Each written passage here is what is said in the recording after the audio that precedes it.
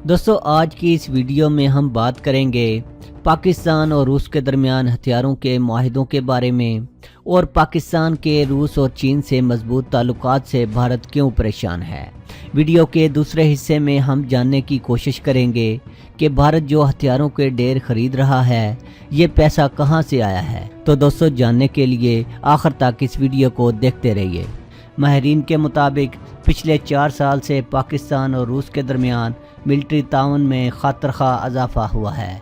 अगस्त सन 2018 में पाकिस्तान और रूस के दरमियान माहिदा हुआ जिसके तहत पाकिस्तान की अफवाज के दस्ते रशियन मिलिट्री इंस्टीट्यूट में ट्रेनिंग हासिल करेंगे। जब से रूस ने पाकिस्तान पर हथियारों की फ़रोख्त की पाबंदी को ख़त्म किया है, पाकिस्तान और रूस के दरमियान हथियारों की फ़रोख्त में इजाफा हुआ है। रूस पाकिस्तान को अपने जदीद हथियारों की ऑफ़र भी कर चुका है जिसमें S-400 और Su-35 शामिल हैं, लेकिन पाकिस्तान S-400 में दिलचस्पी नहीं रखता क्योंकि पाकिस्तान रूस का S-500 खरीदेगा क्योंकि S-400 5th जनरेशन के हथियारों को नहीं गिरा सकता। इसके अलावा S-400 की बैलिस्टिक मिसाइलों को रोकने की सलाहियत कमज़ोर है। रूस ने S-400 पर 90 की दहाई में काम करना शुरू किया था जो इस दौर के ख़तरात को मद्देनज़र रखते हुए बनाया गया था, लेकिन मौजूदा दौर में मिसाइलों की टेक्नोलॉजी में काफ़ी जिद्दत आई है जिसकी वजह से ये निज़ाम मौजूदा दौर की ज़रूरतों के ऐन मुताबिक नहीं है। रूस ने S-400 को अपनी अफवाज में सन 2007 में शामिल किया था। रूस अब इस निज़ाम से मुतमईन नहीं जिसकी वजह से रूस ने S-500 पर काम करने का फ़ैसला किया। कुछ माहिरीन का कहना है कि रूस S-500 तैयार कर चुका है लेकिन मंजर-ए-आम पर नहीं ला रहा। इसके अलावा पाकिस्तान ने रूस से Mi-35 अटैक हेलीकॉप्टर हासिल किए हैं। मुस्तकबिल में पाकिस्तान मज़ीद 20 Mi-35 हेलीकॉप्टर ख़रीदने का इरादा रखता है।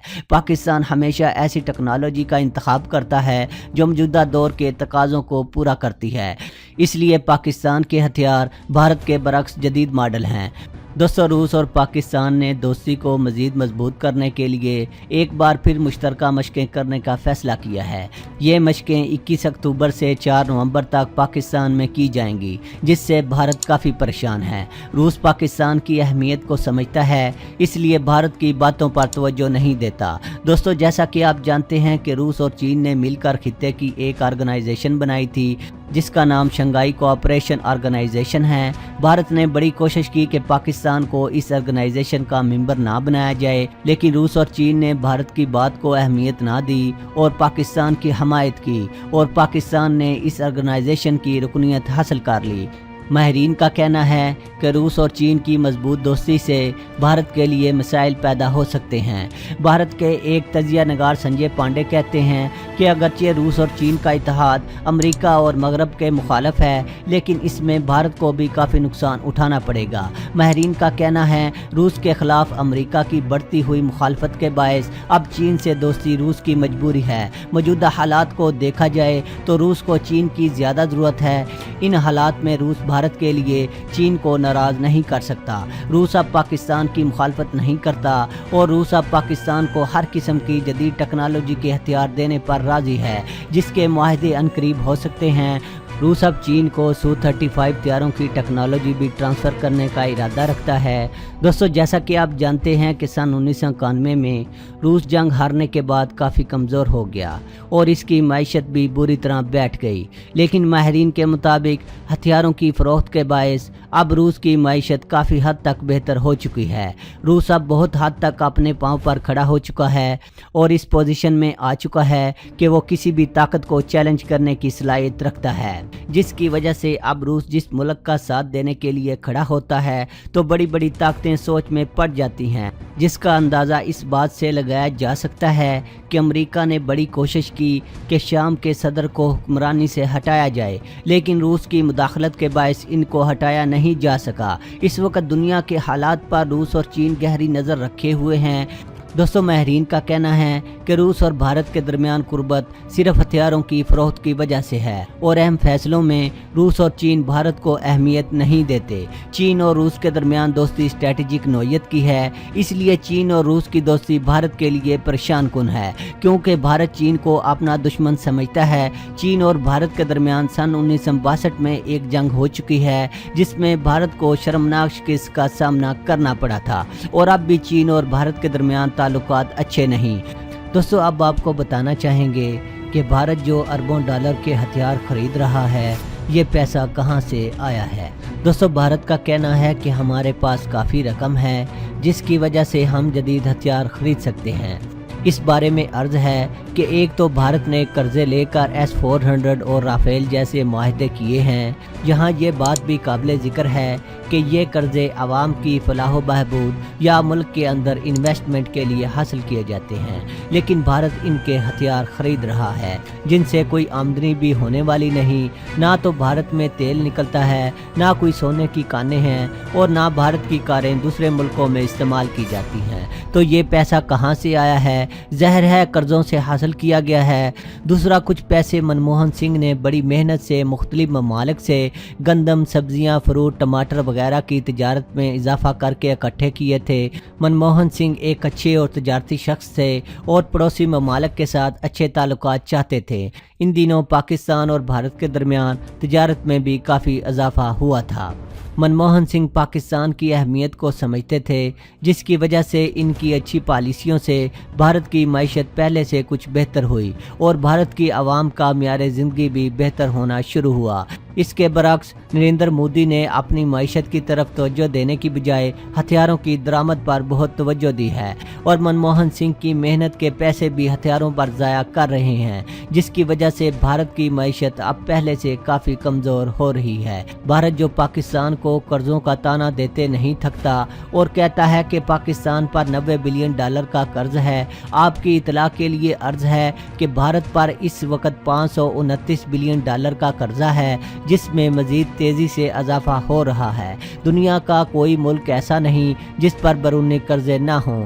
पाकिस्तान अगर कर्जा ले तो पूरा इंटरनेशनल मीडिया इस तरह शोर करना शुरू कर देता है जैसे कोई और मुल्क कर्जा लेता ही नहीं।